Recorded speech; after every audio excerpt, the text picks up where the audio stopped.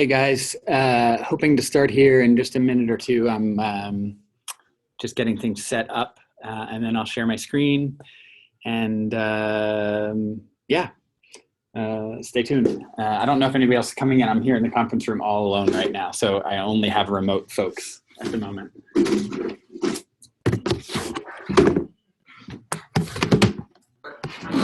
I didn't realize it was here too. I just saw the Zoom meeting. Live person. Yeah, I guess we could just go to the conference room actually. Makes more sense. All right, perfect.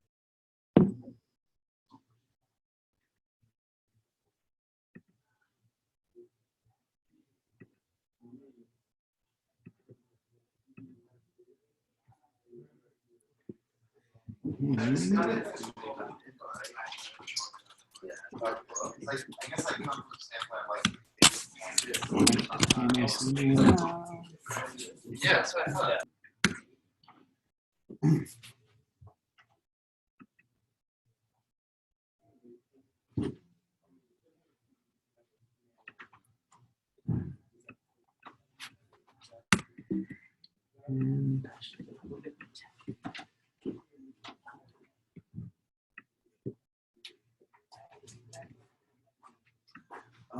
Do we know how long This time is? This is the first time I've done it.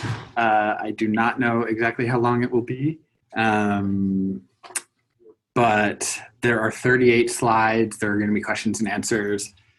We have booked an hour, Okay. but maybe it'll be quicker. Okay. It kind of depends on questions and answers. It's being recorded. Okay, cool. So- I might need to leave. I just don't want to be disruptive. So it's like if it would disrupt you if I left. It's not going to disrupt me. Okay, cool. No, all lectures at Learner's Guild are optional. Come and go as you please. Totally, yeah. No, that's true.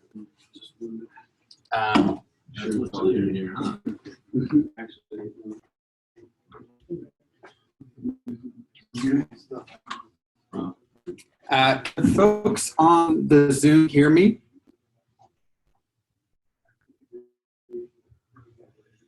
Maybe you're muted. I can't see you, but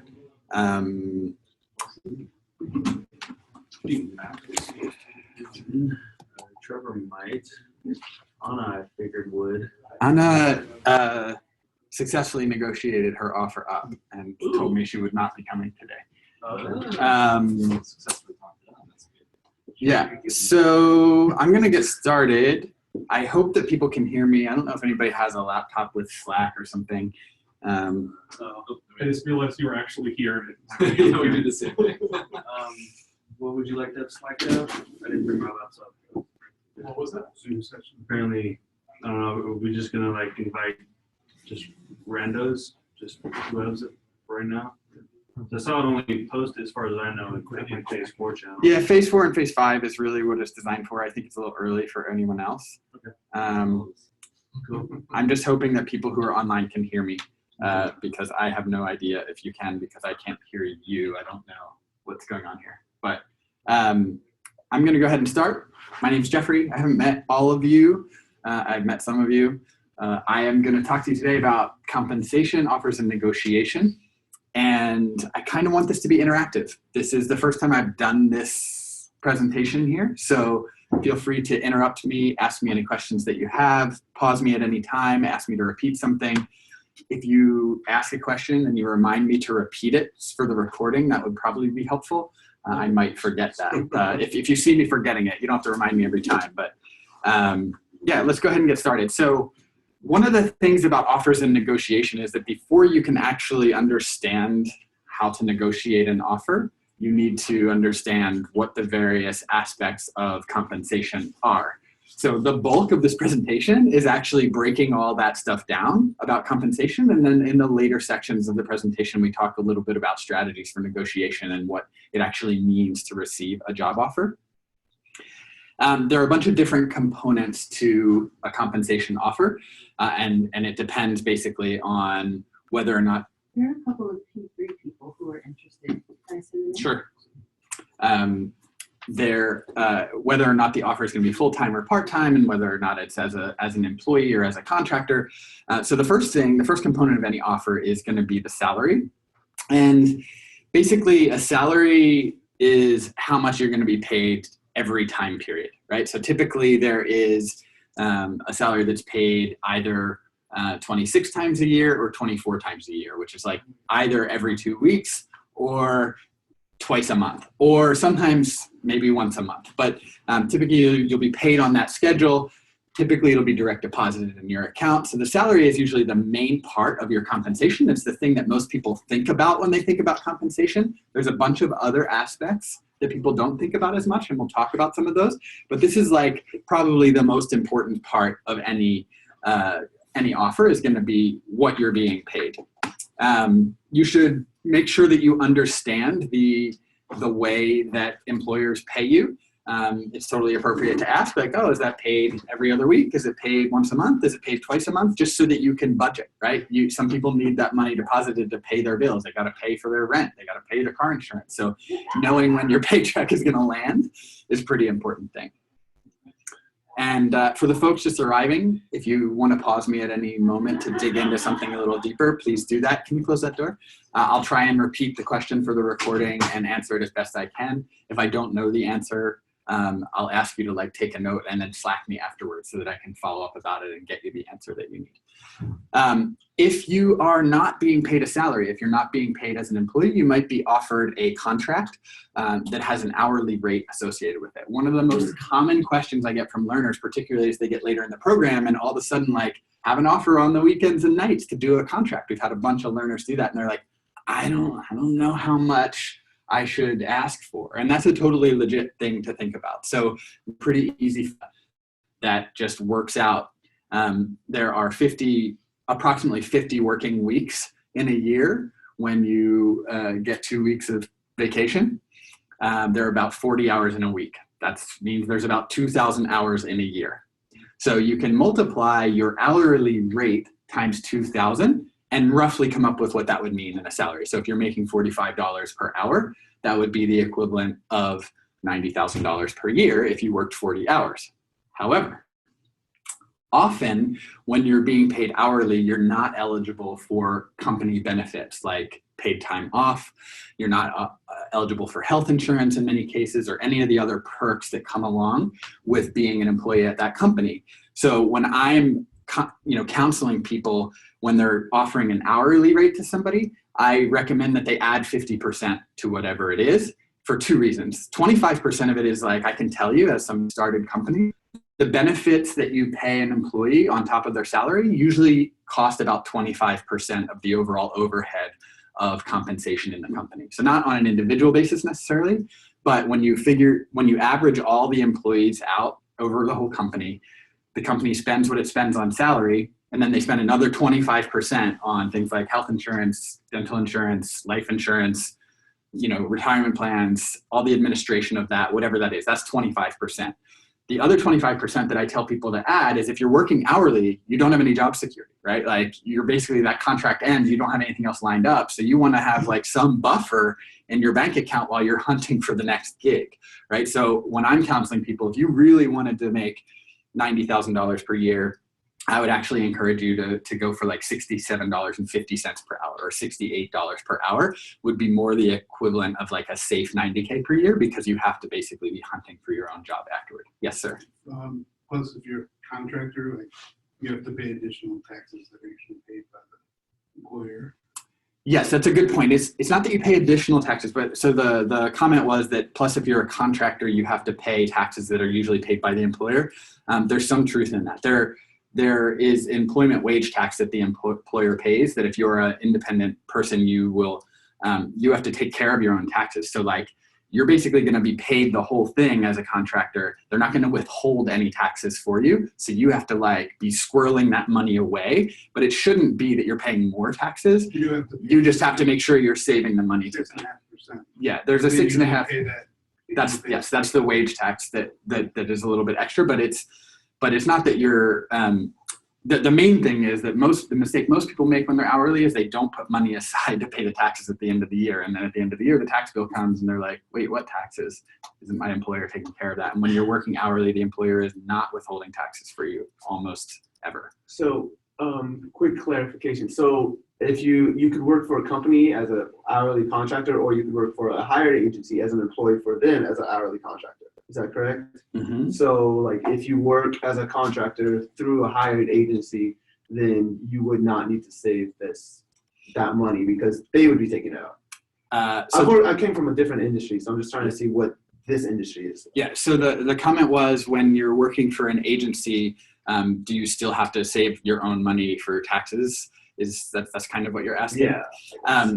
It's gonna depend. What you need to just know is when you decide to take a job that is paid per hour, you need to know whether or not they're gonna be paying you per hour as an independent contractor. Basically, you're on a 1099. Is it 1099 income, or are you on a W-2, which means even if it's an hourly rate, but you're being paid a salary where you report hours, like you're gonna, then you're being paid on a W-2. When you're paid on a W-2, the employer is withholding taxes for you and paying that 6.5%. When you are on a 1099, you're paying that 6.5% in addition to the other taxes that you need to pay at the end of the year. Okay. And question number 2, this add 50% to compensation rate, is that for our personal reference, or is that negotiating with people offering us hourly rates? It's my unsolicited advice as Jeffrey to you is like, just because this 2000 math works out, don't forget that you have no security and you have no benefits. So you probably deserve more than your salary divided by 2000. So it's mostly my unsolicited advice to you is to just make sure that you're thinking about those things. I want to set you up so that you're not in a situation where you're like being paid less than you should be. Yeah. I expect to pay contractors more than their salary divided by 2000 as somebody who hires contractors. So there is an expectation that you pay more for contractors than you would pay for an employee because of this 25% benefits thing, because of this insecurity thing. Oh, snap. Okay. Yeah. And then you said you based it off like company-wide, the percentage that you would add for taxes, but could you think of like maybe like a rough estimation of what you might want to assume for taxes? For taxes, but the company-wide thing I was talking about was companies spend about 25% of their compensation budget on benefits, not taxes. Yeah. So what's your question? I mean, I guess to account for also the benefits is a separate, benefits is accounted for in this equation. I feel like we're miscommunicating. What you're saying is so different from what I'm saying. I feel I'll just repeat what I said and then maybe you can ask me a question if you have one. Companies spend about 25% on average per employee for benefits. Okay. Do you have a question about that? Yeah. I'm just saying, is this equation that you made account for that 20%? No. So what I'm saying is 90,000 divided by 2,000 is $45 an hour. Mm-hmm. People are asking how to compute your hourly rate. Mm-hmm. A quick and dirty back of the envelope calculation is divide by 2,000. And then I'm saying, I recommend that you add to that $45 50% so that it becomes $67.50. And the reason that I say that is because you're not typically getting benefits and you're also not having the security of work after that contract ends. Okay. So this is just a rule. It's like Jeffrey's rule for how to like figure out your hourly rate. It's not like a formula that the companies are using. This is just me talking me to you. Yeah. So it's just a recommendation that don't ask for $45 if you think you're worth $90,000 a year. Say you were expecting to get hired full time at $90,000 a year. Don't tell people your hourly rate is $45. Tell them it's $67.50. Because it's not. You're not getting benefits and you're not getting job security. So they're like, as a hiring manager, I expect to, when I'm hiring a contractor, pay more than the equivalent salary rate because of those things. Okay. Any other questions before we move forward? Okay. And then taxes, thank you for pointing out the wage tax or 6.5% self-employment tax.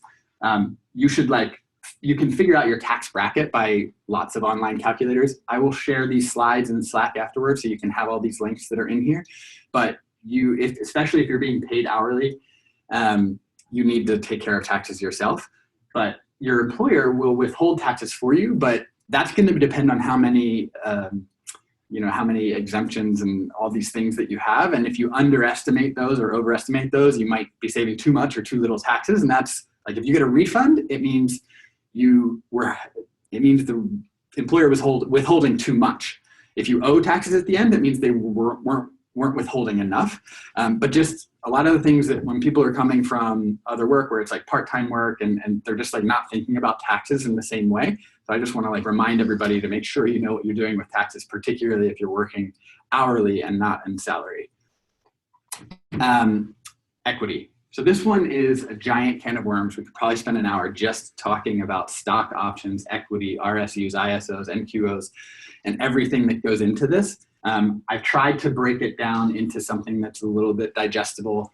I imagine there will be a lot of questions, but let's try and dig into what this means, because in the sort of tech epicenter of the universe that we're in the Silicon Valley, inevitably, if you're getting a full-time offer, you're probably going to get an offer that includes some form of equity compensation, unless it's a nonprofit. But if it's a private company, you're probably going to get some kind of equity as part of your offer. There are a couple different kinds of equity compensation that you could get. The most common one is stock options. Does anybody not know what a stock option is? Yeah, okay. So it's just what it sounds like. It's not actually stock that you're getting. What it is it's an option. It's basically you have the ability to buy stock in that company at a certain price. So what it might look like typically is you'll be offered 5,000 stock options to buy stock at a strike price, is what they call it, of 10 cents per share, which means if you want to own those 5,000 options at some future time, you're going to have to pay $500 to buy them, because it's 5,000 times 10 cents is $500. And then you actually own the shares of the stock, but only when you buy them. The reason that they're beneficial is because you don't have to buy them. You can like decide to buy them or not based on how the company is doing. And usually they vest over time. And I'll talk a little bit about what vesting looks like.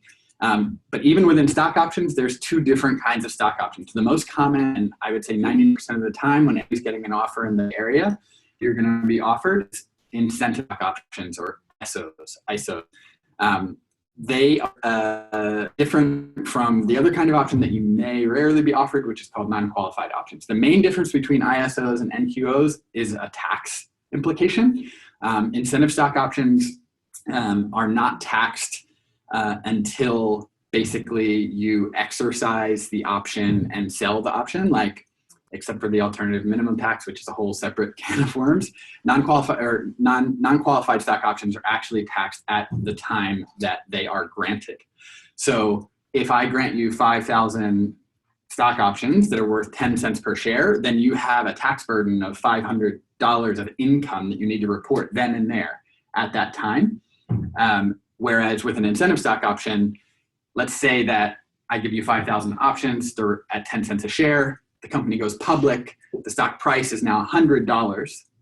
So now you have basically $500,000, or is that right? Did I do the math right? 5,000 times 100, 500,000, right? Mm-hmm. So now you have $500,000 worth of stock that you have to pay $500 for. So if you exercise those options at that time, then you basically now own $500,000 worth of stock, which you don't have to pay taxes on at all until you sell the stock, because that's when it becomes income, because the stock price can go up and down, right? So you don't have to pay taxes on anything until it's income. Just holding the stock is not considered income, with one exception, which is this thing called the alternative minimum tax, which I've been hit with twice. It's awful. And I don't know how to even explain it, but it's basically like it was designed to actually work like to accommodate for the fact that people who were having this large windfalls of money holding options, only paying the 15% capital gains tax on them, and the government was pissed that they weren't getting enough money, so they introduced this thing called the alternative minimum tax that makes you pay your regular tax rate on that income if you exceed a certain amount in a certain time period. I don't know how to explain it. I'm not a tax professional. Beware of the AMT if you happen to work for a company that goes bananas in the stock market. Just talk to an accountant and be like, hey, what should I do with my stock options before you do anything? Because there are tax implications and they can pre-run the numbers for you and hopefully help you avoid being hit with AMT. Yes, sir. So for non-qualified stock options, you pay for the stocks at the time, right? At the time they're granted, right? And no, you still pay for them whenever you exercise the option, but that's when you pay taxes. Okay, and then when you sell them, you also have to pay. You have to pay whatever it is. It's capital gains, either long or short term. And you will not be taxed again. look, I'm gonna get this wrong, and I don't want anybody to like. I want you to talk to an accountant. I am not a tax advisor. I can't give tax advice. The main difference between ISOs and NQOs or NSOs is how they are taxed. And basically, if you're a rich person that's being granted a lot of stock, a non-qualified stock option is better. If you're not a rich person, then an incentive stock option is better for you. Most companies are going to give you ISOs. You'll never even have to deal with an NSO. But even ISOs can be bad with the AMT tax. The bottom line, if you hear anything from stock options here, is talk to an accountant before you do anything with your options if you're in a situation where you can make some money from them. I want to talk about another form of equity compensation that is occasionally granted. If some of you decide, I wouldn't necessarily counsel this, but if some of you decide to join an early startup right out of Learner's Guild where you're a founder, founder equity typically comes in the form of RSUs or restricted stock units. They're similar to options in the sense that they have a vesting period, and I'm going to explain vesting in a moment, but they're different in the sense that you don't have to exercise them. It's not an option, it's an actual share. So if Jeffrey and I go into business together and start a company called Jeffrey Squared, and we're like, okay, we're splitting everything 50-50. There are 1 million shares of stock in the company. You're getting 500,000, I'm getting 500,000. Now we each have that stock and we will vest it over time, but we don't have to ever pay for it. It's just ours. So these are great. If you can get RSUs, great, get the RSUs. Unlikely unless you're joining a very early stage startup that you're gonna get RSUs. But the tax implications here are even a little weirder because basically you're being awarded those RSUs for your contribution, which typically comes in the form of intellectual property that you give to a company. So it's hard to measure what the value of it is. And so the tax implications can be weird, but it's great. If you get RSUs, it's generally a good thing. Again, talk to your accountant before you make any decisions about selling them or anything like that, but you don't have to exercise them in this case. You just have those shares of stock. Whether it's RSUs or ISOs or NSOs, in all of those cases, 99.9% of the time, you're going to be issued shares or options to buy shares of what is called common stock. Common stock is separate from preferred stock. There are common shares and preferred shares. Common shares are what the mere mortals get. Preferred shares are what the investors get. And the main difference between common and preferred, because you'll maybe hear these things as you're moving forward in your career, is that investors have a liquidation preference. If the company is not doing well, or is sold or goes out of business or whatever it is, there's some amount of money that company is worth, either by selling its intellectual property, by merging with another company. In any one of those situations, the investors get paid first, even if you're a founder. So founders will own common shares, investors will own preferred shares. So if your company, let's say, is sold for $20 million and you basically have raised $19,999,000 of funding, the investors are going to get basically everything but $1. They're going to get their money back first in that case. So it's much better to own preferred shares, but typically you have to pay money for them. So you probably won't get preferred shares until you are at least 6 or 7 months out of the program, start your own next Facebook or Google, and then are starting getting all those shares and investing as an angel investor in other places. But it's probably not going to happen for another few months. But this is another type of equity that you might get. Pretty rare unless you're joining something really early stage. There's this term that I want everybody to memorize and know and understand, and this is fully diluted outstanding shares. This is the number that you want to ask for when you get your offer. And we'll talk about negotiation and stuff later, but what's happening is, let's say you're joining a 10-person startup, they'll be like, we're going to give you 100,000 stock options. And you're like, wow, that sounds like a lot. But the truth is, you don't know how many shares there are. If there are 800 quadrillion shares in the company, then 100,000 shares isn't very much. If there are 200,000 shares in the company, 100,000 shares is half the company. So without knowing how many fully diluted outstanding shares there are, you don't know what percentage of the company you own. You probably can't get this number from later stage companies, but when you're talking to an earlier stage company that's not yet public, that has maybe raised some investment rounds, but they're not yet on the market and they're not yet very well established and they're smaller, you're going to want to know what your equity is worth, right? And so you can start to compute what your equity is worth when you ask for this number. And if you don't have this number, you can't, right? And the reason I'm telling you to get it is you have a number of options that you were issued. And if you know how many shares there are in the company overall, then you know what percentage of the company you own. And if you know that their last investment round was at, let's say, $10 million, you can probably guess that at each investment round, a company is selling about 25% of itself. So you can say, oh, the company's probably worth at this stage to the investors $40 million, and I own 0.0002%. You multiply that times that, and you get some number. It's at least more meaningful. It's all just paper money and numbers on in digital form that may not amount to anything because there are no guarantees in life. But without this number, it's just a number and it's totally meaningless. So I just want everybody to know that it's totally appropriate to ask for this number. They may refuse to give it to you, in which case you can decide what that means for yourself, but it is a good thing to know about, and it's a savvy thing to ask for. So you can say how many outstanding shares there are, but if you say fully diluted outstanding shares, there's sometimes a difference between outstanding shares and fully diluted because of the way investment rounds work and whatnot. So this is the number that you ultimately want. You probably are not going to ever be in a situation where you're getting like 1 or 2 or more than a % of a company at this stage of your career. Unless, again, you're starting a company with your friends or something. Typically, it'll be a fractional percentage that you get with a lot of zeros in front of right after the decimal point before you actually see a non-zero integer number. So that's okay. It's like totally appropriate for this phase of your career. I just want you to know, what you're getting so that when you're thinking about your compensation, you can, you don't get like wowed by this number, 100,000 stock options, which means absolutely nothing. Yeah. So vesting. Vesting just means that when you get an ISO or an NSO or an RSU, you don't actually have the right to either own or purchase that share until some time period. And the most typical schedule that exists in the Bay Area and the Silicon Valley is after you've worked somewhere for 1 year, you have vested or basically earned the right to exercise 25% of your options. Sometimes it will be 20%. So a 4-year vesting schedule typically looks like in a 4-year period, you have to work there for 4 years before you like earn all of those stock options. And you get 25% of them after 1 year. That's usually called the cliff. And then it'll be either quarterly or monthly vesting. After that, you'll get some other small percentage of your options that you basically vest at that time. Sometimes it's 5 years, sometimes it's 4. Mostly it's 4 with a 1-year cliff followed by quarterly or monthly earning. Again, there's a link in here if you want to read more about vesting. And it's a good thing to know about. It's a totally appropriate thing to ask about when you're issued stock options in an offer. What's the vesting schedule? Great question to ask. If they're like, oh, it's 30 years and you don't accumulate any until your 25th year of employment, you'd want to know that, right?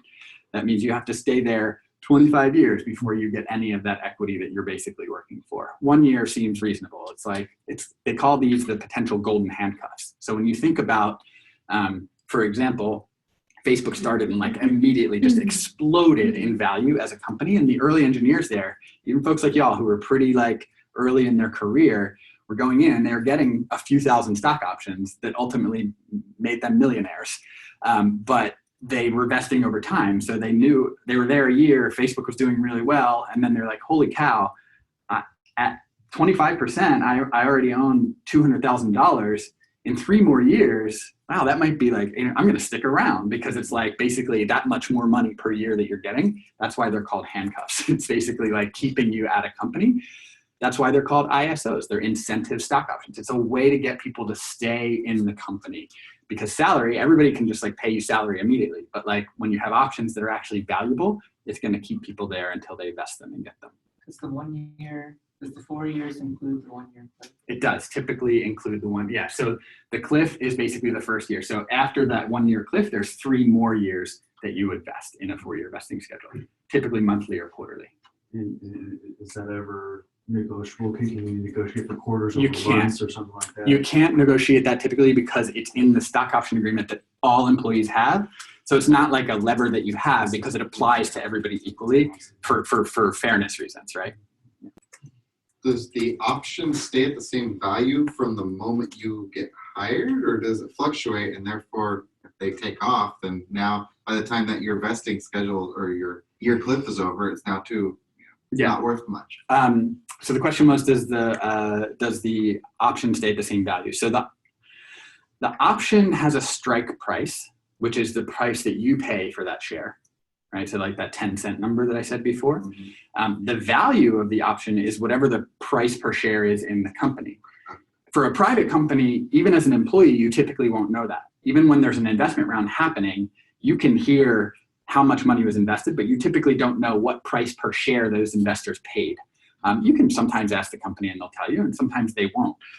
If it's a public company, you know what the share price is worth. So basically, like, you would hope that in a typical successful company's trajectory, the value of the shares is continually going up. Your strike price, however, stays the same. Unless you're granted additional stock at a future point, which can happen, and that additional stock will have probably a higher strike price because they're further along, and it'll then, those options will have their own vesting schedule. So every grant that you get has its own vesting schedule. So you can get perpetual golden handcuffs is a thing that people talk about, and it's basically like, or evergreen grants is what they're called. It's like you basically want to keep your highest value employees, you want to keep giving them more stock options to keep them there forever. So theoretically, right, this is 25% of your options, right? So you cannot, I'm just saying hypothetically, if you don't want to buy until month 11, you could buy 25% of those options. In the next month, you get all of those options. Is that an appropriate? So you cannot exercise any of your options typically until the cliff. Oh, and then the strike price is the same. The strike price is determined at grant time. It'll be written into your option grant. There will be a strike price of those shares. So another thing that you absolutely can and should ask for during your offer negotiation and compensation conversations is when they tell you the number of shares, you think, what is the strike price on those? That's a totally reasonable thing to ask for. But you can't really exercise them until the cliff is hit, and then you can exercise either quarterly or monthly. After that, you can continue to buy. The question is, do you want to? Particularly for a private company, you have no reason necessarily to exercise them because you don't know if the stock is going to be worth anything. So you're just like throwing money into something that it amounts to gambling. If you're pretty confident that the company is going to do well, like for example, if you were an employee at Slack right now, they're still private, I would probably, if I had the chance, exercise the options early. Why? Because long-term capital gains tax is a lower tax rate than short-term capital gains tax. Again, I'm not a tax person. Talk to your tax advisor. But if you hold a share of stock for longer than 1 year, instead of paying your marginal tax rate on that income, you pay 15%. This is just, a way to exacerbate the income gap in America. We have this thing called long-term capital gains where the haves get to pay less in taxes. That's why Warren Buffett pays less in taxes than you all do. And he talks about that a lot and how ridiculous it is. But nonetheless, it's there. And so you may as well take advantage of it if you can. So I would not counsel anybody to exercise their options until they're very confident that those options are actually valuable. And then as soon as you are very confident that they're valuable, exercise them as soon as you can so that you start the clock on the long-term capital gains. And then when you eventually sell those shares of stock, you'll get the 15% rate instead of the marginal tax rate, which can be in the state of California. By the time you include state and taxes, can be anywhere from like 30 to 50%. So you're paying a lot of money in taxes. How easy is it to actually sell those? To sell, if you want to cash out on your stocks? Well, the only way that you can really cash out on your stock is if the company is public, because you just sell the shares on the open market. Or there are secondary markets. If you search for secondary market, some startups are so valuable that people are basically buying and selling shares of stock that they own before the company goes public. It's pretty rare. It's not anything I would recommend getting into the business of unless you just really like gambling, but certainly you could do that. So if it's a private thing, then how are those things valuable? I'm saying unless you're very confident that they have value. So the Value example I in gave, what sense? the example I You can gave never you, sell them, what? If you want, I think the question you're asking is if you want to be able to sell your shares, will you be able to? Will there be people to buy them? And I think the answer is always, yeah. Like if you want to sell your shares, doesn't the company like buy them back from you? It's unfortunately there's not one answer for all of this stuff. Here's what I'm suggesting. It's easier as an example. Slack is a company that's doing well. Slack is valued at multiple billions of dollars right now by investors, and they're growing. More and more companies are becoming Slack customers. At this point, if I had vested options at Slack and I were an employee there, I would exercise all of them so that as soon as Slack went public or got acquired by another company, I own the stock and can immediately cash out if I want to. So it's only if they go public or they get bought out that you can cash in on that. Except for in certain cases, there's secondary markets where people will offer you money for your stock. But in those cases, usually your stock option agreement will have what's called a right of first refusal, which means that before you can sell your shares on the secondary market, you have to offer them to the company first. And the company has to they have to match whatever offer you got on the secondary market. So like if you put them on the secondary market and somebody says like, hey, I want to give you $10 per share for your 10 cents for the thing you paid 10 cents for, you're like, woo! And then you just have to notify the company and the company says, no, we don't want to buy them. And you can sell them in the secondary market. Otherwise the company says, no, we want to buy them back. And they pay you whatever the fair market value is. That's called right of first refusal. And so yeah, this stuff we're getting like way into the nitty gritty, like mostly remember what we're learning or we're trying to learn here is in the context of understanding compensation. This is like an interesting conversation, but your point is valid, which is that like they don't really have value until you can sell them. And you can't I haven't exercised any of my Learners Guild stock options because jury's still out, like, are we gonna make it? Are all you folks gonna get jobs and pay us back? Like, we don't know. So I'm confident that we're doing some good stuff, but am I confident enough that I'm willing to like spend my money and do it? Well, no, not yet, but will I be in another year? Yeah, maybe. But even so, like Learners Guild is such a small organization that we don't exist in the secondary markets. There's not like investors lining up to buy shares of Learners Guild stock on the secondary market, but I guarantee you, if you search for secondary market Slack, somebody is buying and selling options for Slack, even though it's not public. Make sense? Yeah. The time frame to exercise your options ever expire? Yes, if you leave the company. And that's it. So as long as you're at the company, the window's like forever open.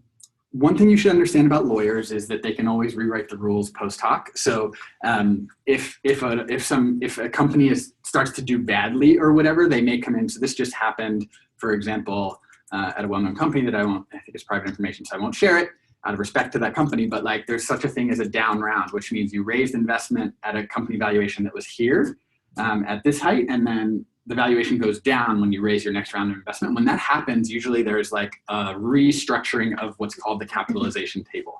So what it may do is like it may convert the old common shares into a separate class of stocks. So those things can happen, but typically they only happen when things go sour. If a company is doing well and you've got a strike price and you're vested, you can hold, and you're at that company, you can just wait as long as you want before you have to exercise. And some people do that. They just wait. They're like, well, I don't want to sell anything yet. And so until I want to sell anything, I don't want to take any risk. But then you have to pay your marginal tax rate on it. So the advantage to exercising early only comes for this long-term capital gains thing. Maybe we'll have a next set of elected representatives and people who will eliminate the long-term capital gains tax so that taxing is more fair. I wouldn't hold your breath. I think the long-term capital gains is going to be there for a long time. So just know what it is, get a good tax advisor. Just find someone who's a tax advisor professionally and make them your friend. You don't necessarily have to pay for it. Like there are a lot of folks out there who do that for a living, and just find somebody who's willing to talk you through it. Okay, moving forward, taxes. All of these things have varying tax implications. I must have said this like 15 or 20 times, but like it's against the law for us to actually give anything that resembles tax advice. So what you're hearing from me is beware that things have tax implications. And while I have some loose understanding of some of it and have said some things, a lot of it may be inaccurate. I wouldn't trust me as far as you could throw me. So for some people could throw me further, but even don't trust me that far. I'm not a big guy. Just don't trust my advice on taxes. Just do your own research and make sure that you have somebody who is qualified to advise you, advising you before you make any decisions. Make sure that they're qualified to do that as well. I looked up, we got some investors that say that they are like qualified to give you information and some of them don't even have their license. Yeah. So look them up. Look them up. That's a good point. There's more resources here. Again, I'll share this deck so you can look at all these links in your own time. I want to talk about two different kinds of bonuses next that are also often part of compensation offers. The first is a signing bonus.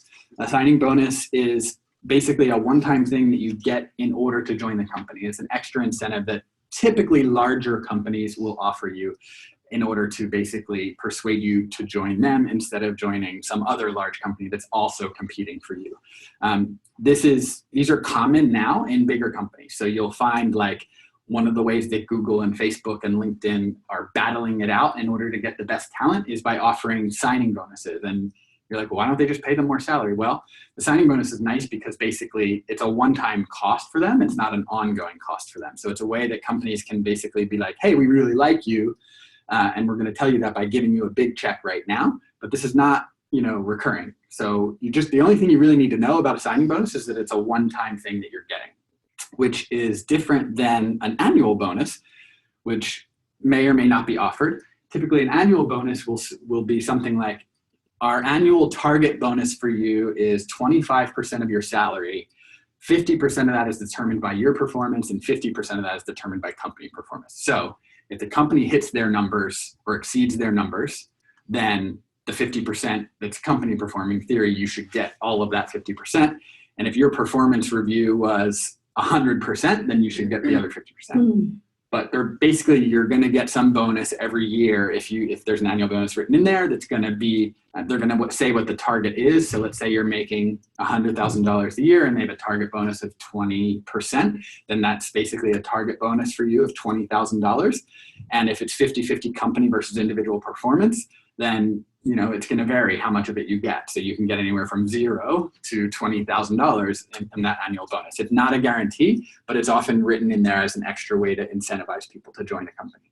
Is that a real number? Is that like a common 20% of salary? It depends on it really depends on the size, the stage, and the type of company that you're working for. On Wall Street, like if you went to work for Morgan Stanley or some big bank or something like Bank of America, folks that are working for banks, their like target bonus is sometimes just 75% of your salary.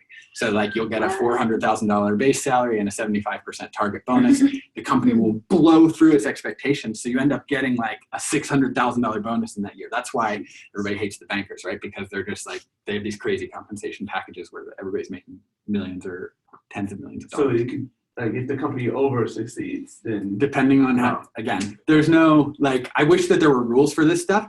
The thing I want you to understand is to just like, if somebody says, and there's an annual target bonus of 20%, then what's the follow-up question you should ask? Is that guaranteed? Oh, right? Yeah. How much of that is based on my performance? How much of that is based on company performance? Is any of it based on performance, or is it just a guaranteed 20% bonus? So you need to like know this stuff so that you know what you're actually getting. My main objective here in this conversation is so that you know what you're being offered, not necessarily to try and give you any guarantees for what that means. It's mostly I want to make you savvy when you're talking to your potential employers who are making you offers. I want you to understand the offer. If I can get you to understand the offer, then we can talk about how to negotiate it. Yeah? Is there a meaningful difference between a guaranteed annual bonus of 20% and a 20% higher salary? Yes and no. I mean, the tax implications could be different depending on how it plays out. But it could also be a situation where they overpay you, that like it's a 20% target, but they like overperform. Like it's basically around like that performance piece. If they're like, I'm not familiar with any company that says like, you're just gonna get this bonus every year. Cause then it just would end up being, I mean, sometimes there'll be like, there's a holiday bonus at the end of the year based on company performance, and you have no idea what percentage it is, and maybe it's like a gift certificate for Amazon for $100, and maybe it's a $10,000 check. You just don't know. But if somebody does tell you, hey, part of your compensation is a bonus, and the bonus percentage is a target of 20%, then you should be like, okay, how do I hit that target? Oh, just the your gross income. If you get like a one-time bonus, does that become part of your gross income, or is it, you know, that it's separated? No, it's part of your income. Any money that you take in is part of your income.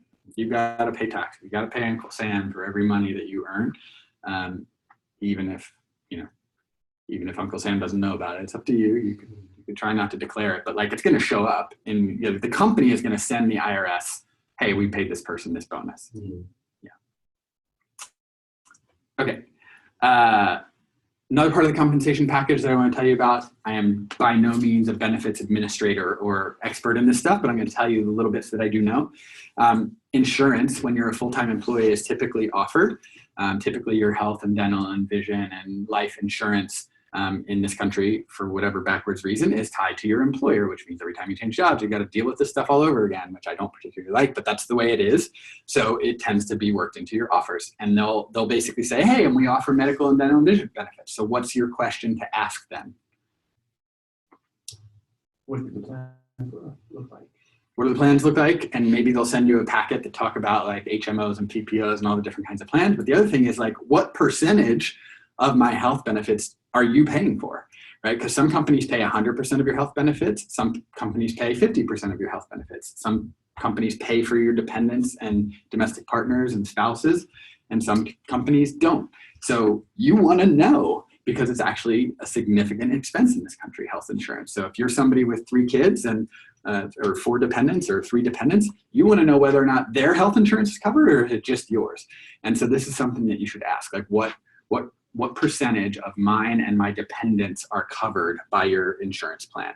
And sometimes it'll be that they cover you for 100%, your spouse and dependents for 50%, but dental and vision, they only cover you as an individual and they don't cover your spouse and dependent. And it's just, there's all different configurations and ways that they can do it. So if you see something written into an offer and it says medical and health benefits, you need to probe deeper. You need to like be willing to ask and be like, what does that mean? What percentage am I paying for versus you paying for, and so on and so forth. And there are basically in the sort of medical health benefits, this is also some for dental. There are maybe more than 2, but like the 2 main kinds of health insurance plans that are typically offered are HMOs and PPOs. The main difference is HMOs are a more managed care situation. So if you want to go see a specialist, you have to go first see your primary care physician, get a referral from them to see the specialist, and then you can go see the specialist. In a PPO situation, you can generally just go see any doctor you want.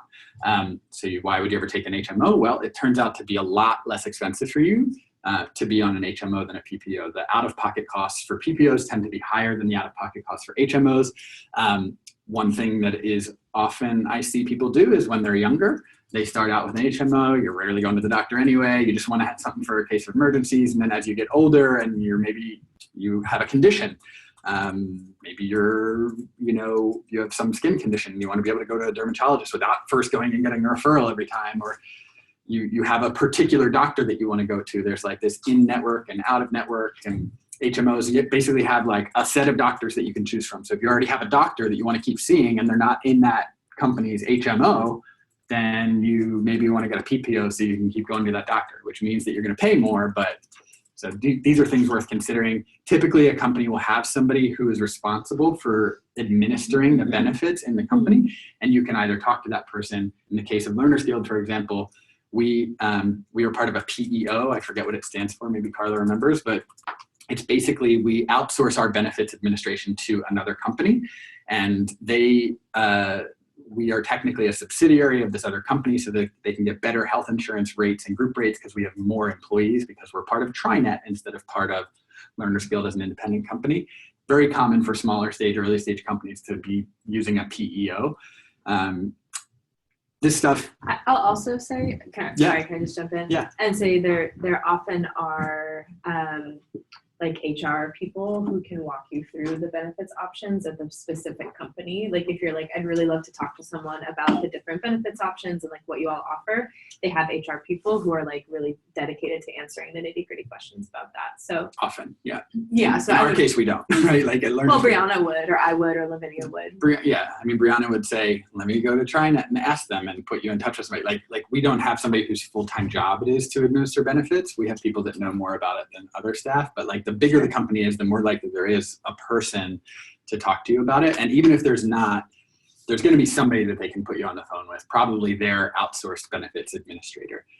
I wouldn't overly worry about it. The main thing that you want to worry about is like, am I covered? Do you have them or not? Do you have them or not? Am I covered? What percentage? Is my partner covered? At what percentage? Are my dependents covered? At what percentage?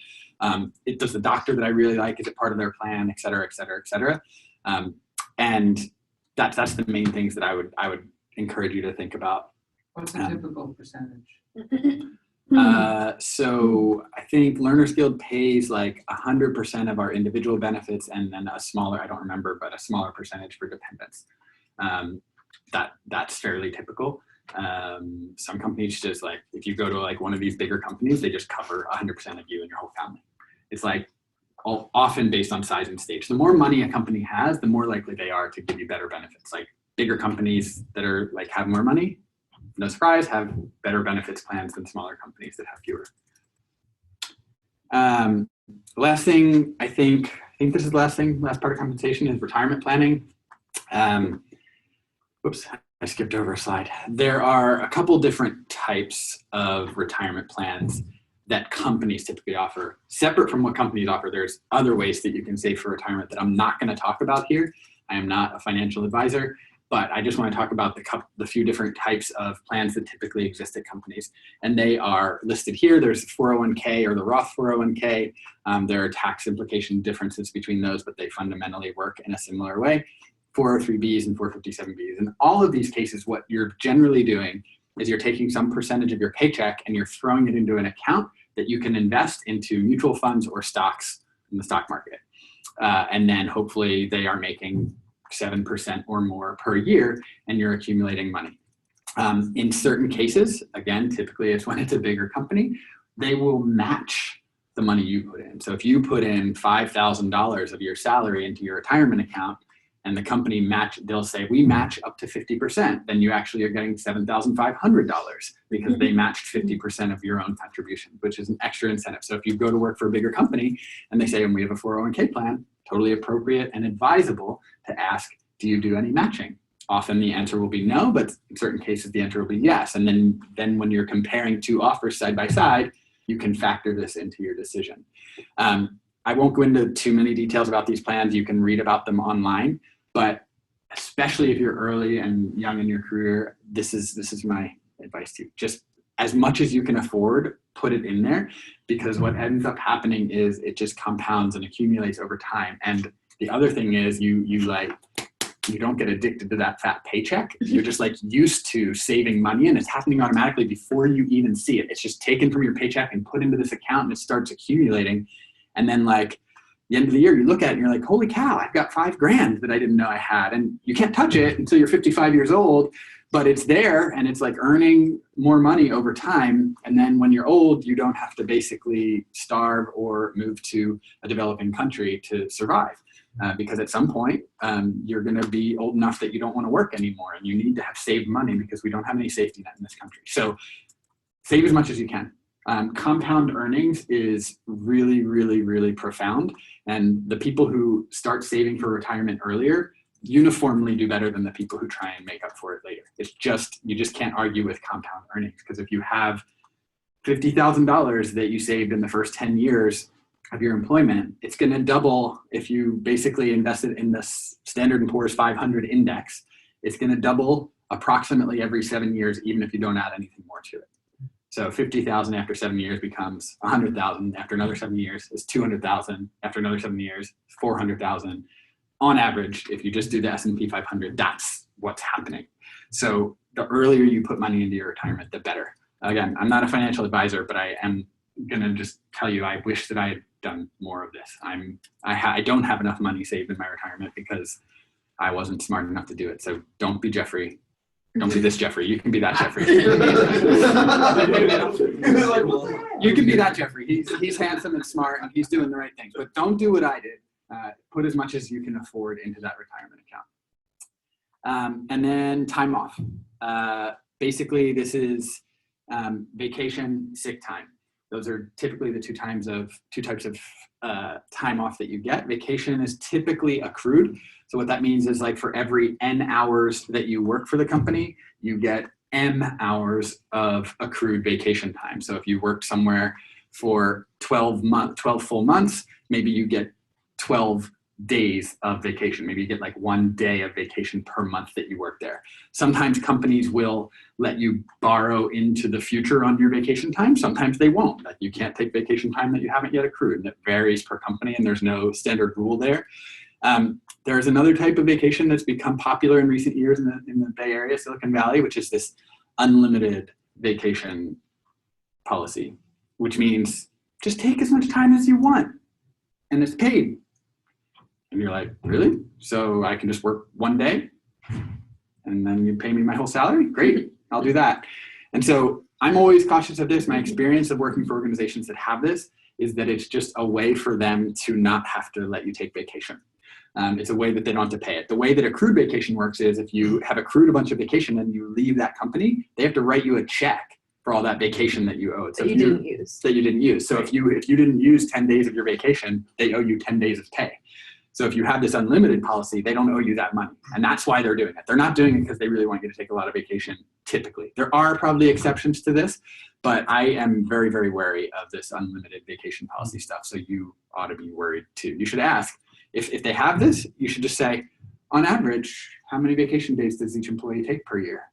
And if they say, oh, we don't know that, be like, well, can you find out from your HR person? You must have it tracked somewhere, because they must be tracking it, right? They must know how much you've taken, or people just not showing up and so, oh, well, they must be on vacation today. Okay, it's cool. Like, Is this the kind of thing that's negotiable, or is this like the policy is pretty much just set? The company just has this one thing on you. We're gonna get into negotiation a little bit. You can negotiate time off in certain cases, and in certain cases, the standard policy includes the employees, and you can't negotiate it. Doesn't mean you can't try. I think it's appropriate to try. If you want to try and negotiate for more time off, it's an appropriate thing to try. They might say no, but you can try. How do they keep people there if they have unlimited? What's the pressure? Why aren't people getting fired? Performance. Why aren't people what they say, more time off? Yeah, what they say is, as long as you're a high performer, we want you to take whatever time you need. That's usually the story. Typically, then people just have a fear of taking vacation. They're like, well, have I performed well enough? So they give you like performance reviews that are like middling, and then you're like, well, I guess I can't take vacation because I'm not really a high performer. It's like, it's a sketchy or situation. there's really just like the workload is so heavy, and like there can just be work cultures or workloads where like you just sort of feel like you can't, like based on the metrics that are given to you or the things you're supposed to produce and whatever timeline you're supposed to produce it, you're just like, great, vacation sounds awesome, but like I'm responsible for getting this thing out by this time. There's no way I could take time off. And that's the kind of stuff that's like really kind of intangible and hard to suss out about a company culture. I'd love to talk more in another forum about how to ask questions in interviews that help to like kind of get at some of that stuff. I want to be respectful of people's time. It's about 5:27. If you have to leave, please feel free to do it. I won't be offended. I do want to get through the rest of this stuff. There's a lot here. We had until 6, but we did. Okay, yeah, great. So I lied to you when I said it was 60 minutes. I said it's 90. I didn't mean to lie. I just am not very good at counting. Counting is hard. So sick days are another type of time off. Usually a company will have a policy around how many sick days you have. Again, these can be either accrued or they're just granted at the beginning of the year. So sometimes they'll be like, look, you have 5 sick days and take them when you get sick. Other times they'll be like, you have 5 sick days, but they're accrued over time. And you're like, well, what if I get sick before that? And you're going to take the time anyway, right? So it's weird. What you'll often also see is this notion of PTO or paid time off, where what they do is they say, there's one pool that's all of your vacation and sick time in one pool. And so you should know when they're saying PTO, whether that includes sick days or not. Be like, is the vacation and sick time in one pool or is it in 2 separate pools? And you should ask that, and you should know it. And you should know basically what you're getting when they're making you an offer. It's kind of cool when you're young and healthy if they merge the two and it gives you more days, because if you never get sick, then you're basically getting extra vacation days. If, on the other hand, you're somebody that has health concerns and you do get sick, if they've merged your pool, you're basically spending your vacation time just because you're sick. So depends on how you look at it, whether or not this is an advantage. My personal preference is that I just like the security of feeling like sick days are separate, because I don't get sick very often, but when I do, I tend to get really sick, and then I need a few days, and I don't want that to be my vacation days. Even if they don't have to pay me out the sick days, it's like, fine, let me just have my vacation and let me have my sick days. California state law is pretty good on this stuff. There are a required number of sick days. I think it's 5 sick days that they must give you in the state of California, or maybe it's the city of San Francisco, or whatever. California is better about this stuff than other states, but again, just know what you're getting. That's the message that I'll keep harping on throughout this whole thing. And then the last piece of compensation is just like perks. A lot of companies will offer all kinds of different things that are in addition to your salary, your bonus, your retirement accounts, your time off, your insurance, and all that stuff. And they take any number of forms. A very common one these days is on-site meals. They'll bring in lunch every day, or they'll have snacks and breakfast, or they'll have dinner catered every night. Sometimes they'll pay for your gym membership. Sometimes, they'll let you go to 2 conferences per year, or they'll pay for you to do night school if you want to go get a degree. Like Salesforce.com has a volunteer thing where they actually say, not only do we want you to volunteer your time for nonprofits, you're required to do that for 10 of your days per year. Go out and do something for 10 days to help a nonprofit. And that can feel really good for people. Commuter benefits basically means, in most cases, that you just don't have to, you pay pre-tax for your BART pass instead of post-tax. There's all kinds of other things that fall into this category, and they'll usually be written into the to the offer letter. And if they're not, you can be like, are there any other benefits that are not listed here in the offer? For example, Jim, you can ask some of these things. And HSA is a very common one that comes in there. Beware of this word, total compensation. When you first start conversations with recruiters or a hiring manager, they might be like, and you might say, hey, well, what is the salary range for this position? And they might say, well, the total compensation for this position is about $100,000. And you'll be like, great, I'd like to make $100,000, but that might mean that the salary is $40,000, and then there's like a 50% target bonus that you might or might not get, and your stock options that might not turn into anything are at this point worth some amount of money. So they're just like bundling all these things together, including your health benefits and everything else, and they're saying this is what your compensation is worth, and you might be thinking that's your salary. So just know that if they say total compensation, you should be like, is that the salary, or is that actually everything in one bundle? So just know that total compensation is a word that can sometimes be used to make things sound a little bit happier than they are. Okay, so that was a whole lot. The rest of things is much more compressed. I wanted you to understand all the various components of your offer before we talk about how you negotiate it, because it's hard to know what to negotiate for if you don't know what things are. And the first thing I want to lead with on this negotiation thing is that a lot of people think about negotiation as something that's adversarial. And my experience as a hiring manager and as somebody who has joined companies is that it shouldn't be. It shouldn't have to be adversarial. Like by the time you're into a phase of negotiation, in theory, you've both decided that you like each other, right? Like it's like the courtship is over, and now you're like putting the rings on each other's fingers and deciding to get married. So that should be a happy time. It should be like, cool, we like each other. And often people they're turned off by negotiation, they're scared by it, they think it has to be win, but it doesn't. So the message I want you to take away from here is it can and should be win-win. And I think if you have that mindset when you approach it with any hiring manager or person that you're talking to at an employer, your negotiation will go better. Like if you're trying to help them win and also help you win, and I'll give you specific examples of what I mean, but if you're trying to take it from that approach, rather than trying to get as much as you can from them or have them get as much, like they shouldn't be going at it that way and neither should you. And if you sense that they're going at it that way, you still don't have to. You can be like, hey, I want this to be win-win, and you can try and like frame the conversation in the right context, and it'll typically go better. The first thing that you want to do when you're negotiating is to know your value. When you're first leaving Learner's Guild, this is going to be the hardest thing for you because most of you haven't worked in this industry at all, and you don't know what you're going to be worth, but you can learn what entry-level sort of beginning software engineers and web developers are making by looking at sites like Glassdoor, and there are other salary surveys all over the internet that you can look for. So you should basically research that for the San Francisco Bay Area. Sometimes like Glassdoor even has it for specific companies. You can like, people will like leave a company and they'll go to Glassdoor and they'll say, I was making this much money. So you get people, maybe people are lying, but they have no incentive to lie because there's nothing for them in it. So you can get a sense of like, oh, Glassdoor pays more than, or sorry, you know, LinkedIn pays more than Learner's Guild, maybe, probably. You know, so knowing what you're worth roughly, or what you think you're worth, you can't negotiate if you don't know what that is. What's the best way to find out? Anybody have any ideas on the best way to find out what you're worth? Check out multiple offers. That's the one.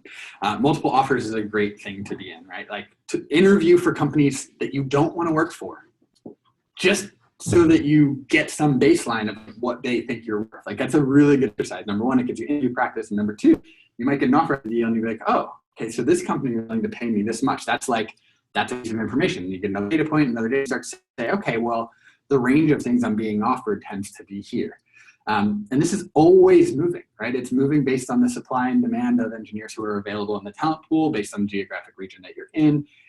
So I can't tell you a number. You need to figure this out for yourself. And so just know the value of your role, and know the value of your role for your geography. And if you can, find out the value of your role within that specific company. And then the next thing is ask for what you want. So often a company will be like, well, what's your current salary? And that's an okay question. And there's another slide here about like trying not to share that, but like, you don't have to tell anybody anything during a negotiation that you don't want to tell them. What you can tell them is what your salary expectation is. So once you've done your research, if you think that you're worth $80,000, if you think you're worth $120,000, if you think you're worth whatever, then you can be like, oh, well, you know, I was hoping to land somewhere between blah and blah. And what you should do is like take where you want to land and have that be your low, and then and then add some percentage to it and have that be your high. So you're like, if you want to make $100,000, you're like, well, I was hoping to make somewhere between 100 and 120. That's where I'm expecting. And then you're basically setting the tone. If they ask you to set the tone first, sometimes they will, sometimes they won't. But you should be prepared to negotiate. Like if they make you an offer, you don't have to just take it or leave it. You can always like look at it and be like, well, what levers can I pull here? And let's get into some of that stuff. We already talked about having other offers. That's the best way to negotiate, because then you're basically in a situation where, you know, you're the desirable party, and you have multiple other parties that are basically bidding for you. And you don't want to start a bidding war because I don't know, it's unprofessional. It's also basically potentially going to set you up for unrealistic expectations. So if you just like try to get the maximum amount you can, then they're gonna be like, okay, well, we just got into a bidding war for this person. They're gonna basically expect you to be a top performer. And you're just starting out in your career. If you're not quite ready to be a top performer and you need a lot of mentorship, then all of a sudden you're in a situation where they're like overpaying you, and at some point they're gonna be like, you know, this isn't working out, and they're gonna show you the door. So it's not even in your best interest to maximize your offer necessarily. It's in your interest to get an offer that like feels good to you, that's combined with the other things that you're looking for in the company, like mentorship and the ability to grow and a career path and a culture that you like. But I do want you to remember that if a company is making you an offer, then they want to hire you. If they're into the stage of they're asking you about your salary, then unless they do it right at the beginning, then they probably want to hire you. So like this is the point where you can start to feel a little bit of like security and like, okay, this is the point where I want to start to have a conversation to try and feel good about the offer that I've gotten, hopefully really excited so that you can sign it and feel really good and happy about it. I'll just add something to this. So in some cases, companies will ask you for your salary range or requirements up front. That's usually more, I would say probably more likely for like more senior roles where they're concerned that your salary might be too high. Okay. Seems like. Cool. Okay. Stop going ahead, Carla. Well, I was just going to say, I just want to differentiate that from when the salary question comes at the end, you know, like once it's clear that you've like been through the process. That might be obvious, but that's different. Yeah. And then my question to you, Jeffrey, was you said something about not starting a bidding war, but are you saying that someone shouldn't go back to a company that they really want to work for and say, hey, just so you know, I really want to work for you all. I actually have a higher offer on the table from this other company. Is that something, can you guys get closer to that? Or That's not a bidding war in my mind. okay, what did you mean by bidding war? A bidding war is like, then they raise the offer, and then you go back to the other company, and then you say, well, this other company, and then they. I see. So you keep like you don't want to do bouncing that. back and forth. I It's see. like if you get an offer from one company, you can be like, great, use that as leverage for the company that you'd rather work for. Right. But don't let salary be the thing that's making you make the decision. If you have 2 offers in your hand or 3 offers in your hand, be like, okay, I want offer B, but it's the lowest of the 3. So then you say, well, I have 2 other offers and they're both in this range. And then it's up to company B to try and meet it and come up a little bit. And we can get into specific examples, but what you don't want to do is pit 2 companies against each other so that they're just like bidding for you, ends up setting you up for, they're like, oh, okay, this person is really, it's just like any auction or bidding. It's just like puts people into this thing where they're like, they're thinking they're getting something really special, and then they have these expectations and they're always let down because once the new shiny thing wears off, it's just like anything you buy. It seems really weird to me that somebody would say, hey, we have a job offer for you for 100K. And you say, great, let me hold on to that for a little bit while these other companies get back to me. That seems like a really weird conversation to have. Instead of like, when we don't have a job and accepting the first thing that comes. Does that make sense? Like how are we supposed to approach that? Yeah, so that's a great question. So there are a couple possible scenarios when you're receiving an offer. One scenario is you haven't received any other offers and you're not interviewing anywhere else, right? In that situation, and you've been interviewing for a long time. In that situation, you might be like, cool, I want it, I'm gonna take it. I'm not gonna negotiate at all. I just wanna like be done with this part and start getting paid. I have like bills to pay. I've accumulated a lot of debt during my time here at Learners Guild. I gotta pay down those credit cards. I wanna buy my Tesla, whatever it is, you're gonna basically take the offer. And that's a totally reasonable thing to do. Another situation might be that you don't have any other offers, but you are in an interview process with other companies. In that case, you don't have to say, hold on. You can just say, I need time. I'm in process with a few other companies and I want to finish out those interview processes. Now they may say, well, we want you to take the offer right now. And the offer has an expiration, a deadline of 3 days from now. You need to let us know within 3 days or we're rescinding the offer. 9 times out of 10, that's just a tactic to get you to sign for them because they know it's a really competitive market and you can push back on it a little bit. You can be like, you know what? I appreciate that, but why? Like, if you like me and you invested this time, why are you only giving me 3 days? Can I please have another week and a half? Because I'm sure that I'll be able to make a decision in another week and a half.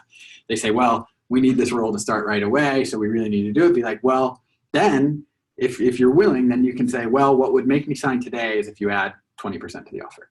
Otherwise, I want to finish these other processes, right? You can do that stuff. So that's a scenario. Another scenario is you have multiple offers. Or you have an offer and you're expecting an offer in a few days, right? It's always appropriate to ask for more time. One great thing to do, if you,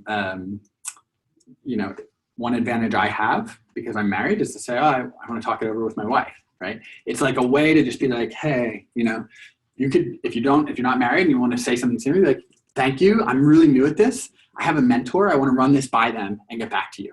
So can I have a couple days? I'm going to see them next week, right? So you can always like try and ask for more time. Don't feel like you need to rush to make a decision. I'll happily talk through anyone's offer with them. I've done it already for a few people here. I'm happy to look through it and give you tactics, and I can even give you some examples of what that looks like, which I will on a later slide. But like, I get your point. It's like, I don't have a job yet. I should just take this. But if you're interviewing and you got one job offer, you'll probably get others, And I have a second question, kind of related to that, the timeliness of companies. For example, I applied to a company and they got back to me like the next 2 days and they said, here's your coding challenge, it's due in 3 days. And it was like, what if I was doing some other coding challenge and I was like busy somewhere else? Yeah. Is that reasonable to say, hey, I'm not gonna start this yet? Yeah, just tell them you can't start it until the following Monday. Okay. Just be like, hey, I'm in the process. I'm too busy this week. I can't start this coding challenge until this day, but my commit history will show when I started it.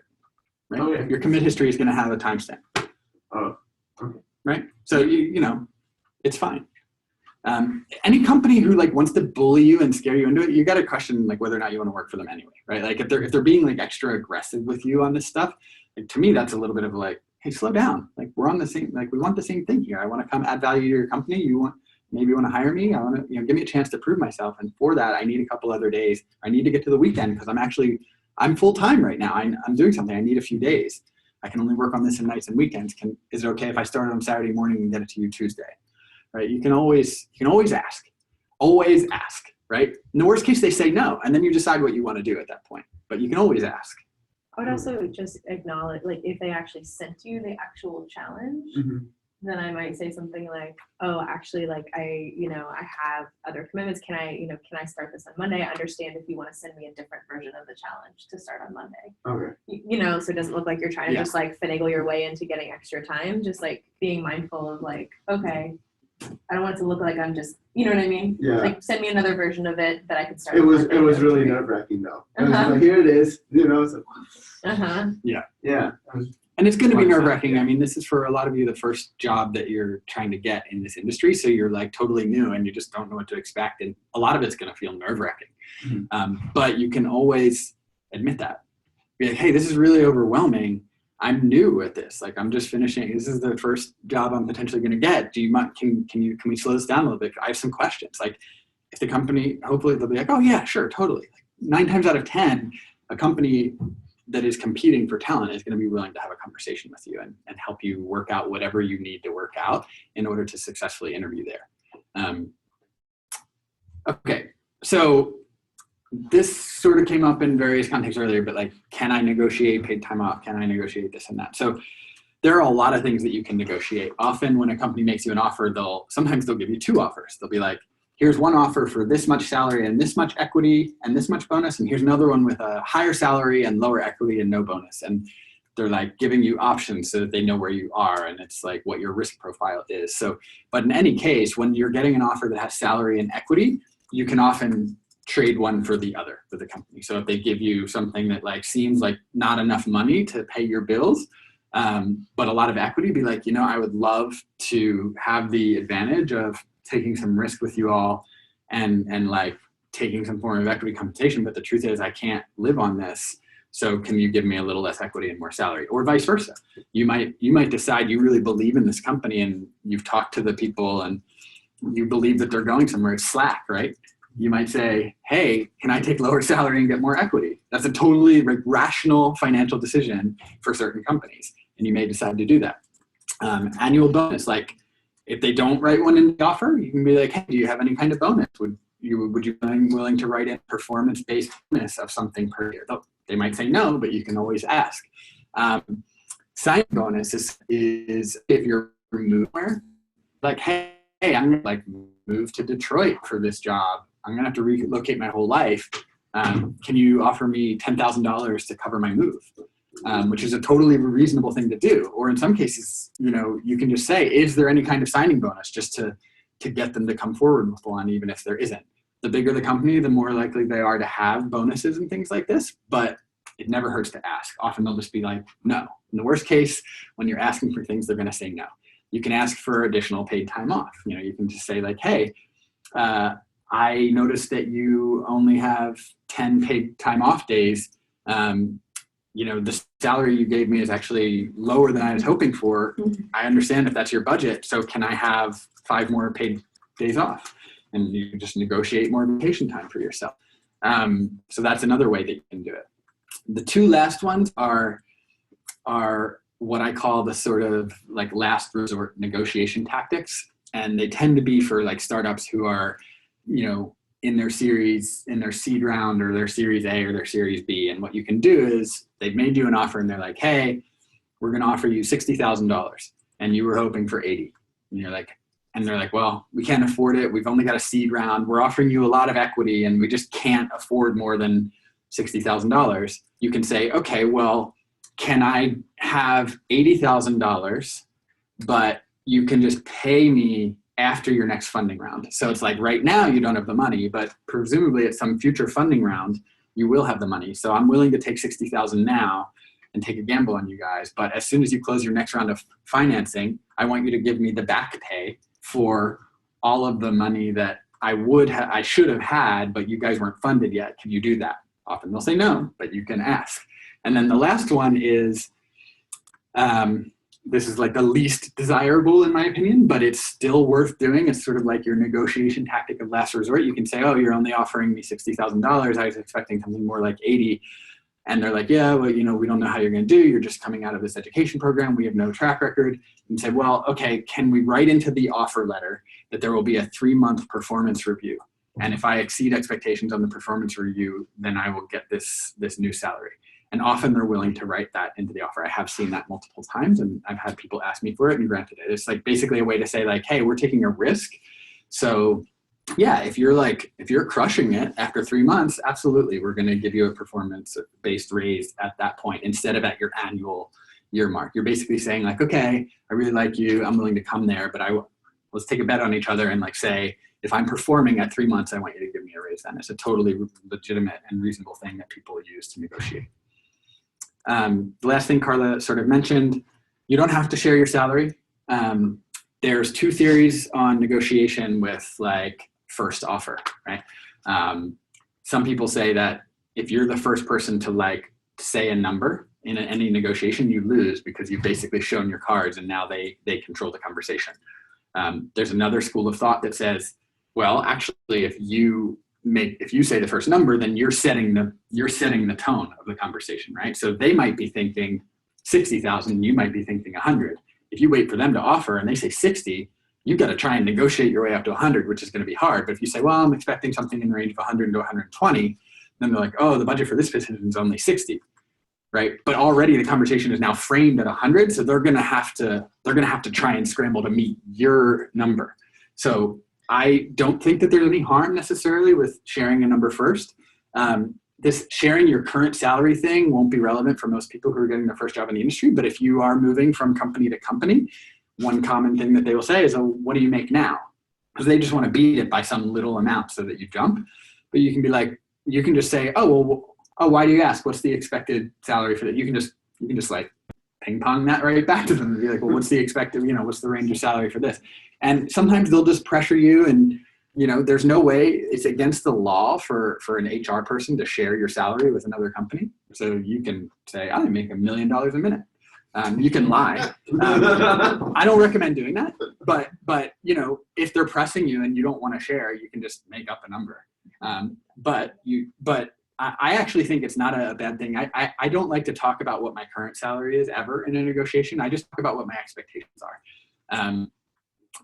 One common phrase that you'll hear is, I'm open to ideas from X on up, right? And that's basically like setting a tone for them. It's like, hey, don't bother me if you're going to offer me like half this, but here's where I'm aiming. So like, let's talk if you're in that range. If you're not in that range, then don't. So this gets back to that first point, which is like, know your value, know what you're expecting, know what you want, and be ready to negotiate. Because if you just get an offer and you just accept it, you probably left some money on the table.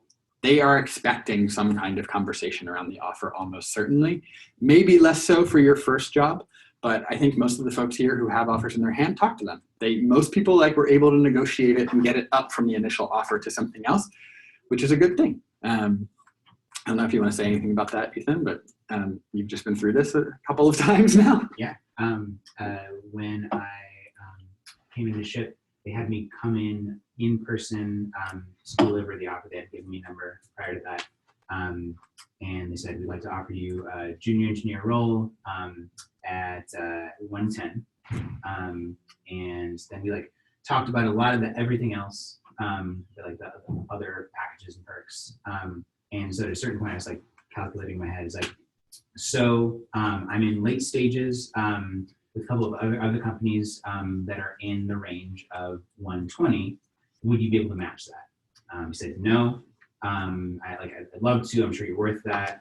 Finance, we just can't swing it. And I said, well, could we meet in the middle? And so he then, thought on it, talked to finance or whatever, and came back with 115. And potentially a different amount of stock options. So that was how that went. Yeah. So it's very common. It's always in your interest to negotiate. You're never going to end up in a worse situation if you negotiate. No one's going to take the job offer away if you negotiate, as long as you approach it in a professional sort of win-win context. If you're just trying to like game them and get anything out of them, then they might actually be like, oh, this person's like overly greedy. Like we don't want that. That's not a fit for our company culture. So you can set off alarm bells if you're being too aggressive. But like mostly if you approach it with a win-win, be like, hey, we both want the same thing. I really like you guys. Like one phrase that I really like to use is like, I would sign this offer letter today if, right? That's like music to a hiring manager's ears if they can get you to sign today. So it's like, I would sign this today if it were 120. I would sign it right now if it was 120. Otherwise, I want to finish out these other interviews. It's like music to their ears. So use that phrase carefully. You know, make sure that it's true what you're going to say. Don't say it and then not sign. But and they might also say, we need a decision from you by, you know, X date. And you can almost always buy more time than that.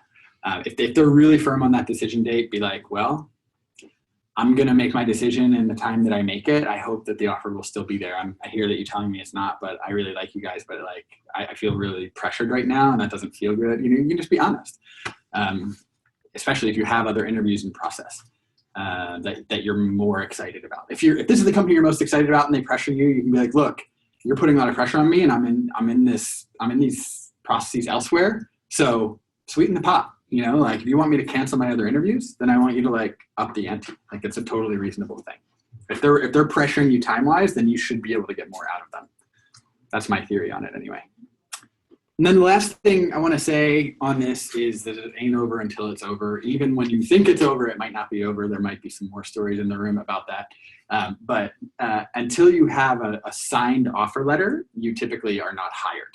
So there might be a lot of negotiation. There might be verbal offers made, but until you have a piece of paper that you have signed and the CEO typically has signed, you're not hired.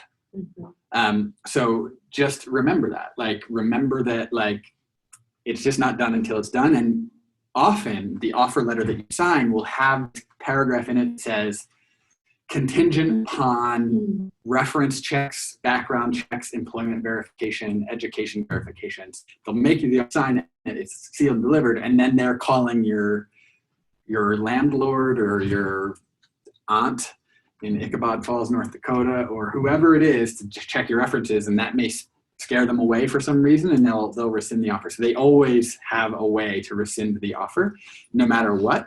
But you can be fairly confident in most cases that if you have a signed offer letter, you're going to be hired. They still often are going to do reference checks. Some people do the reference checks before they write the offer, and I think that's the smarter thing to do as a company.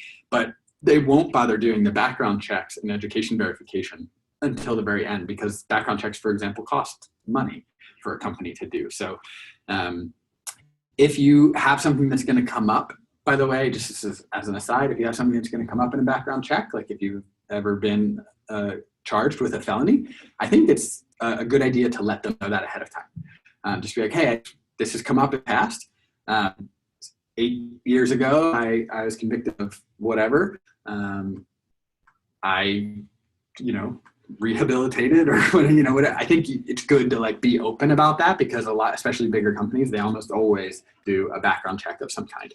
I've worked in HR and I've had people just reach out and be like, hey, I have this like DUI on my record from like whatever time. I just want to give you a heads up about that. Is that going to be a problem? Like, just like being proactive about whatever the thing is that happened when you were 18 or whatever, is just like shows that you're sort of like, upfront about it. It goes a long way.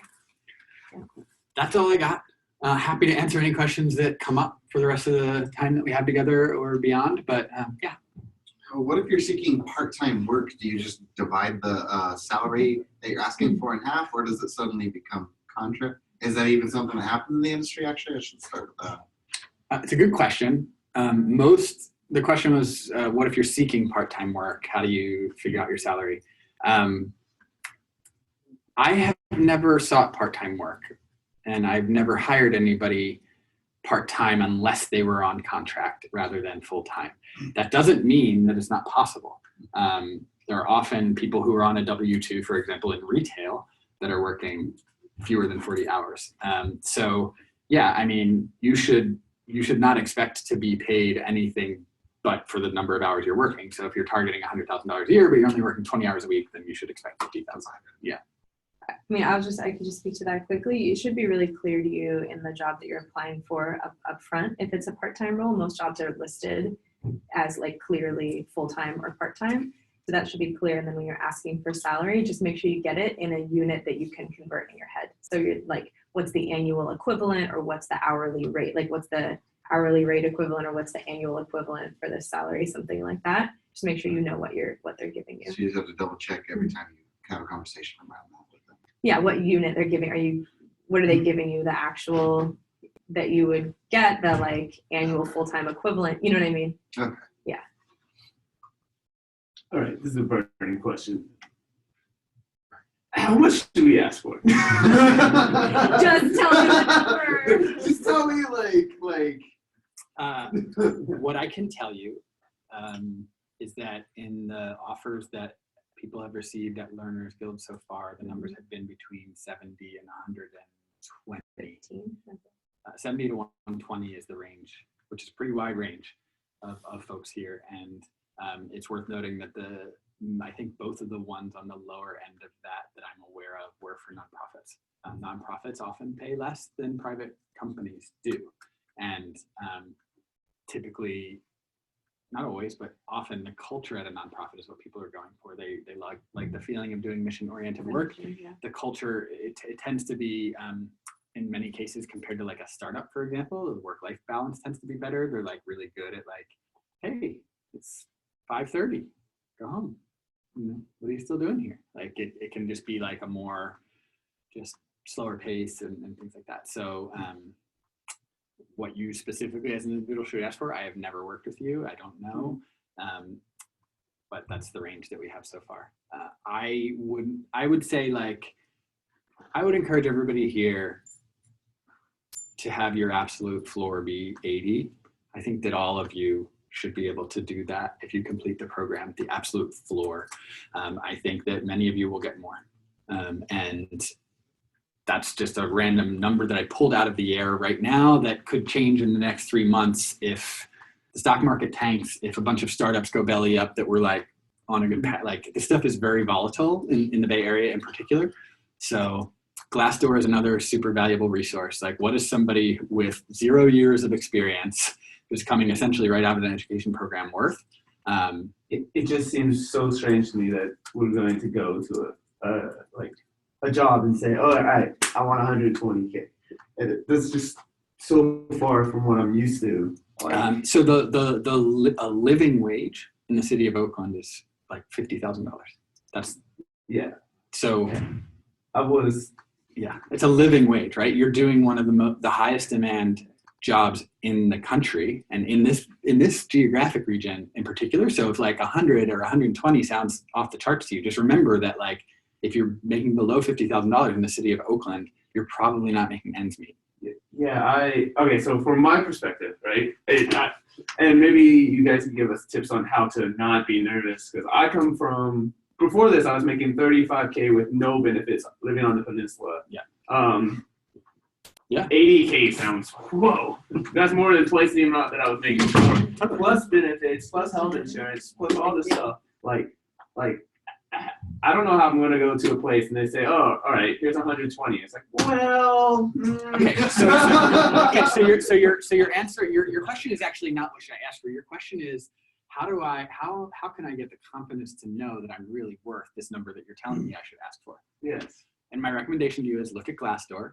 Do a Google search for the number of unfilled software engineering jobs in the country compared to the number of computer science graduates that are going to graduate this year. Look at the delta there.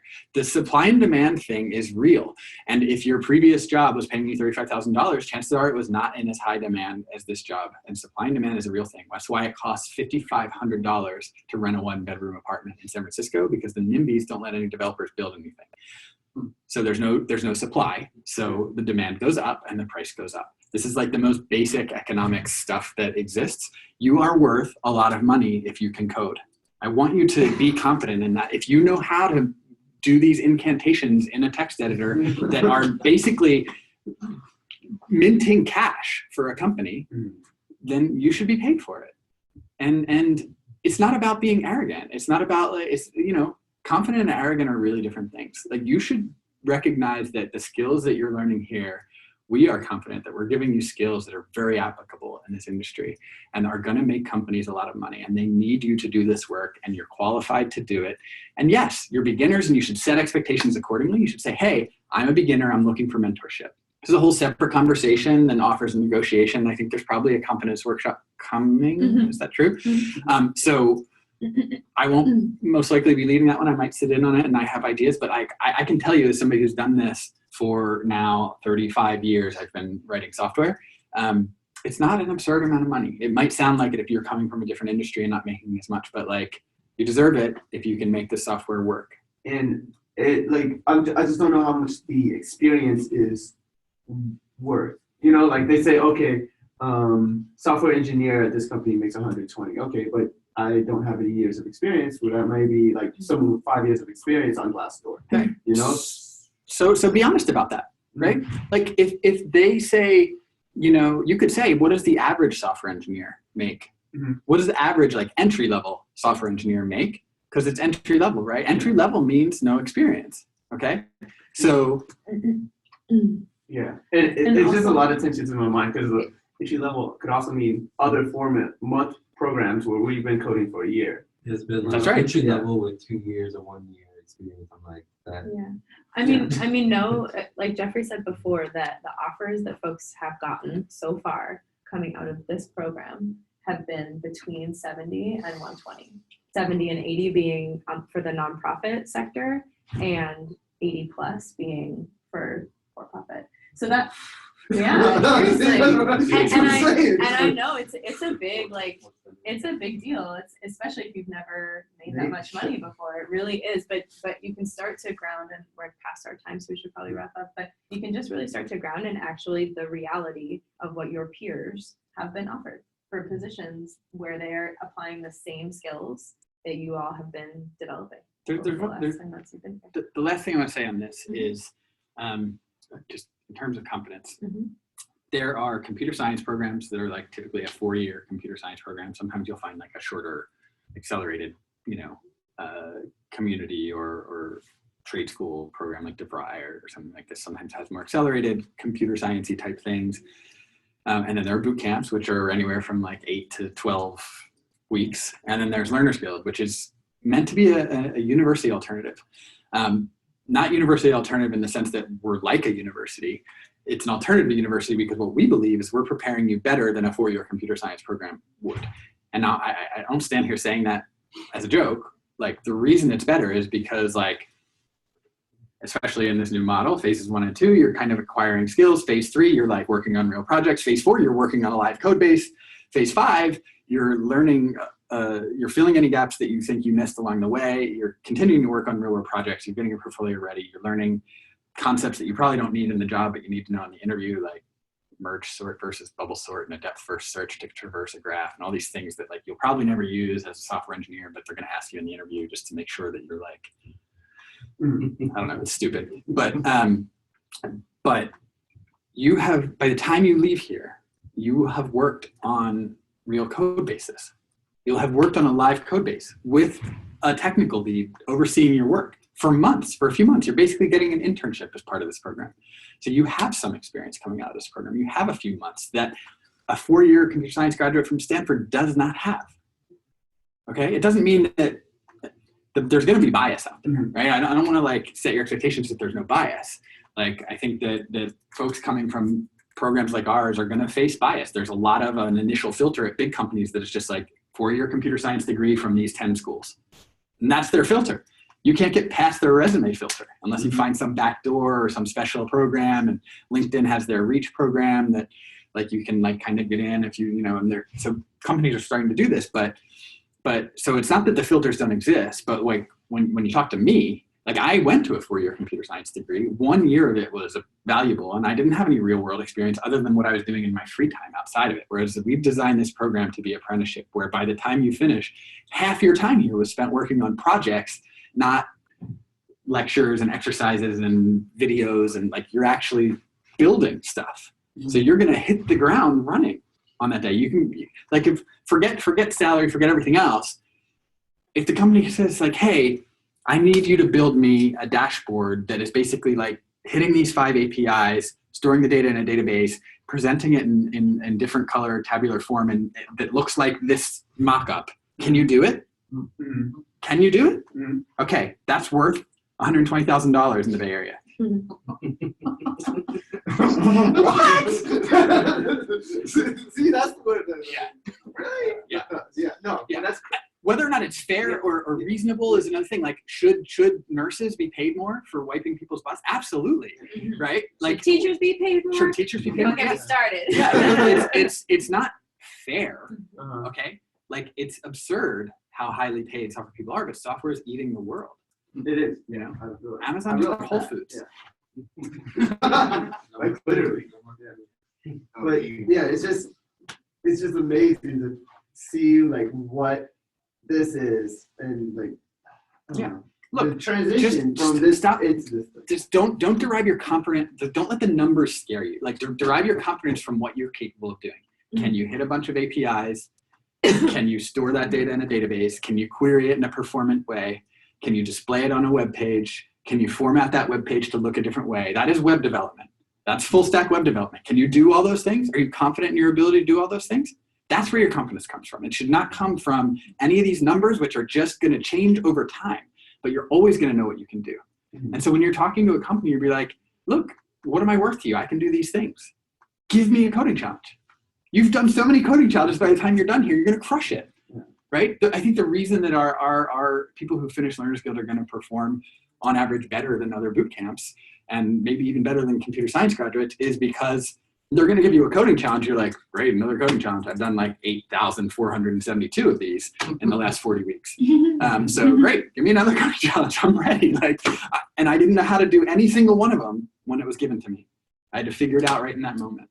And software engineering is all about just figuring out how to solve a problem that you've never solved before when it's given to you, using the internet as a resource, a keyboard in front of you, and hopefully some people around you to help, even at a company, right? Even at that company, you don't have to know everything. You just have to know how to learn quickly. And if you know how to learn quickly in any technical realm, you're worth a lot of money.